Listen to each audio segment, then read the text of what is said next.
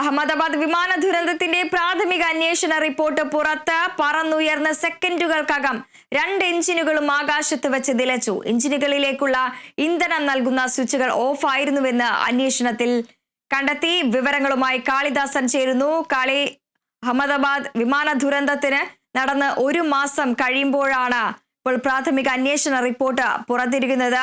ആദ്യ ഘട്ടങ്ങളിലെല്ലാം കരുതിയിരുന്നത് വിമാനത്തിൽ പക്ഷി ഇടിച്ചാണ് അപകടം ഉണ്ടായിരുന്നത് എന്നാണ്. എന്നാൽ ഈ ഒരു അന്വേഷണ റിപ്പോർട്ട് പുറത്തു വരുമ്പോൾ 2 എഞ്ചിനുകളും ആകാശത്ത് വെച്ച് നിലച്ചതാണ് അപകടത്തിന് കാരണമാകും എന്ന് ആണ് പ്രാഥമിക അന്വേഷണ റിപ്പോർട്ട് പുറത്തു വരുമ്പോൾ മനസ്സിലാക്കുന്നത്. മറ്റ് വിവരങ്ങൾ ആദ്യമേറുന്ന ഊഹാപോഹങ്ങളൊക്കെ അസ്ഥാനത്താണെന്ന് തെളിയിക്കുന്ന തരത്തിലാണ് ഇപ്പോഴത്തെ റിപ്പോർട്ടിലെ പരാമർശങ്ങൾ എന്ന് പറയുന്നത്. എയർക്രാഫ്റ്റ് ആക്സിഡന്റ് ഇൻവെസ്റ്റിഗേഷൻ ബ്യൂറോ വ്യോമയാന മന്ത്രാലയത്തിന് സമർപ്പിച്ച പ്രാഥമിക അന്വേഷണ റിപ്പോർട്ടാണ് ഇപ്പോൾ പുറത്തു വന്നിരിക്കുന്നത്. അതിൽ ഏറ്റവും പ്രധാനമായും പറയുന്നത് വിമാനത്തിൻ്റെ വൈദ്യുതി സംവിധാനം തകരാറിലായിരുന്നു, അത് നിലച്ചതുകൊണ്ടാണ് ഇത്തരത്തിലൊരു അപകടം ഉണ്ടായത് എന്നുള്ളതാണ്.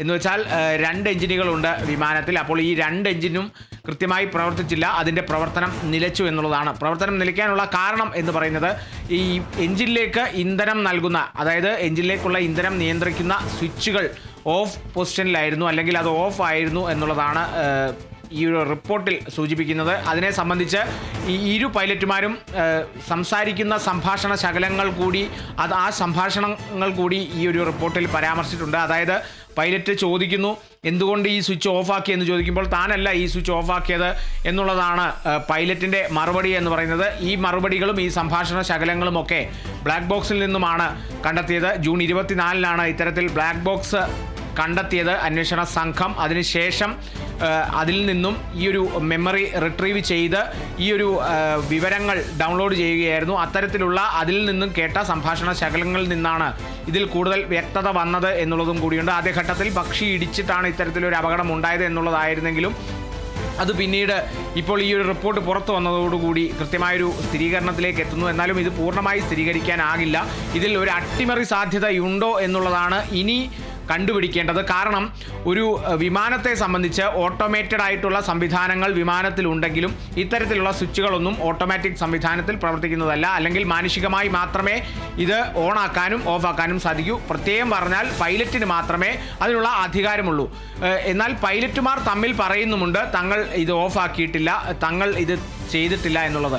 പിന്നീട് ഈ ഒരു വിമാനം പറന്നുയർന്ന് 32 സെക്കൻഡിന് ശേഷം അപകടമുണ്ടായി. വിമാനം പറന്നുയർന്ന ശേഷമാണ് ഇത്തരത്തിൽ ഈ ഒരു സ്വിച്ചുകൾ ഓഫായത് ശ്രദ്ധയിൽപ്പെട്ടത്. അപ്പോൾ തന്നെ പൈലറ്റുമാർ തമ്മിൽ അങ്ങോട്ടും ഇങ്ങോട്ടും സംസാരിക്കുന്നുണ്ടായിരുന്നു. പിന്നീട് സ്വിച്ചുകൾ ഓണാക്കിയപ്പോൾ 1 എഞ്ചിൻ മാത്രമേ ഓണായിട്ടുള്ളൂ. എന്നാൽ ആ സമയം കൊണ്ട് തന്നെ അപകടം ഉണ്ടാവുകയായിരുന്നു. ആ ഒരു അപകടത്തിൽ യാത്രക്കാർ 242 പേര് ആയിട്ടുള്ള യാത്രക്കാർ, അതിൽ ഒരാൾ രക്ഷപ്പെട്ടു. അങ്ങനെ മൊത്തം ഈ ഒരു യാത്രക്കാരടക്കം 260 പേരാണ് ഈ ഒരു അപകടത്തിൽ മരണപ്പെട്ടത്. ഒരാൾ മാത്രമാണ് അതിൽ രക്ഷപ്പെട്ടിട്ടുള്ളത്. എന്തായാലും ഈ ഒരു അപകടം ഇത്തരത്തിലൊരു സ്വിച്ച് ഓഫായിരുന്നത് കൊണ്ടാണ് ഇത്തരത്തിലൊരു അപകടത്തിലേക്ക് നയിച്ചത്. ഈ ഒരു സ്വിച്ച് ഓഫ് ആയിരുന്നത് കൊണ്ട് തന്നെ ഇന്ധനം എഞ്ചിനിലേക്ക് എത്തിയില്ല, ഇന്ധനം നിയന്ത്രിക്കാൻ സാധിച്ചില്ല. ഇന്ധനം കൃത്യമായി എഞ്ചിനിലേക്ക് എത്താത്തത് കൊണ്ട് സ്വിച്ച് ഓണാക്കി വന്നപ്പോൾ 1 എഞ്ചിൻ മാത്രമേ പ്രവർത്തിച്ചുള്ളൂ. എന്നാൽ ആ ഒരു സമയം വളരെ ചുരുങ്ങിയ സമയമായിരുന്നു. ആ സമയത്തിനുള്ളിൽ തന്നെ വിമാനം അപകടത്തിൽ പെടുകയായിരുന്നു, അല്ലെങ്കിൽ വിമാനം ക്രാഷ് ലാൻഡ് ചെയ്യുകയായിരുന്നു. പിന്നീട് ഈ ഒരു അപകടം നടക്കുകയായിരുന്നു. എന്തായാലും ഇതിലുള്ള അട്ടിമറി സാധ്യതയാണ് ഇനി പരിശോധിക്കേണ്ടത്. കാരണം അട്ടിമറിക്കൊരു സാധ്യത വളരെയധികം കൂടുതലാണ് എന്നുള്ളതും കൂടിയാണ് ഇപ്പോൾ എടുത്തു പറയാനുള്ളത്. കാരണം ഓട്ടോമേറ്റഡ് സംവിധാനമല്ലാത്ത സ്വിച്ചുകൾ എങ്ങനെയാണ് അതൊരു ഓഫ് പൊസിഷനിലേക്ക് തന്നെ എത്തിയത്? അതോടൊപ്പം തന്നെ ആരാണ് പൈലറ്റുമാർ ഓഫാക്കിയിട്ടില്ല എന്ന് പറയുന്നു. അങ്ങനെയെങ്കിൽ അതാര് ഓഫ് ചെയ്തു? അതിൽ നടന്നിരിക്കുന്ന അട്ടിമറി എന്താണ് എന്നുള്ളതൊക്കെയാണ് ഇനി അങ്ങോട്ടുള്ള ദിവസങ്ങളിൽ നമുക്ക് പ്രധാനമായും അറിയാനുള്ളത്. ഇപ്പോൾ എയർക്രാഫ്റ്റ് ആക്സിഡന്റ് ഇൻവെസ്റ്റിഗേഷൻ ബ്യൂറോ വ്യോമയാന മന്ത്രാലയത്തിന് സമർപ്പിച്ചത് ഒരു പ്രാഥമിക അന്വേഷണ റിപ്പോർട്ട് മാത്രമാണ്. അന്വേഷണം ഇവിടെ അവസാനിക്കുന്നില്ല. മുന്നോട്ടുള്ള അന്വേഷണത്തിൽ കൂടുതൽ ഞെട്ടിപ്പിക്കുന്ന വിവരങ്ങൾ വരെ പുറത്തു വന്നേക്കാം. ഒരു അട്ടിമറി സാധ്യതയുണ്ടെങ്കിൽ ആ അട്ടിമറി അടക്കം പുറത്തു കൊണ്ടുവരേണ്ട ബാധ്യത, ഉത്തരവാദിത്വം ഒക്കെ വ്യോമയാന മന്ത്രാലയത്തിനും അതേപോലെ തന്നെ DGCAയ്ക്കും എയർക്രാഫ്റ്റ് ആക്സിഡന്റ് ഇന്റലിജൻസ് ബ്യൂറോയ്ക്കുമുണ്ട് എന്നുള്ളത് കൂടിയാണ്. അതുകൊണ്ട് തന്നെ അധികൃതർ അന്വേഷണത്തിൽ നിന്നും ഒട്ടും പിന്നോട്ടില്ല എന്നുള്ളതാണ് അറിയാൻ സാധിക്കുന്നത്. മുന്നോട്ടുള്ള ദിവസങ്ങളിൽ കൂടുതൽ വ്യക്തമായ അന്വേഷണം ഉണ്ടാകും, കൂടുതൽ വെളിപ്പെടുത്തലുകൾ ഉണ്ടാകും, കൂടുതൽ ഞെട്ടിക്കുന്ന വെളിപ്പെടുത്തലുകൾ വരെ ഉണ്ടാകും. അട്ടിമറി സാധ്യത ഒട്ടും തള്ളിക്കളയാൻ സാധിക്കില്ല നിലവിലെ വിവരങ്ങൾക്കനുസരിച്ച്. ശരി, വ്യക്തമാണ്. കാളിദാസാണ് വിവരങ്ങൾ പങ്കുവച്ചത്.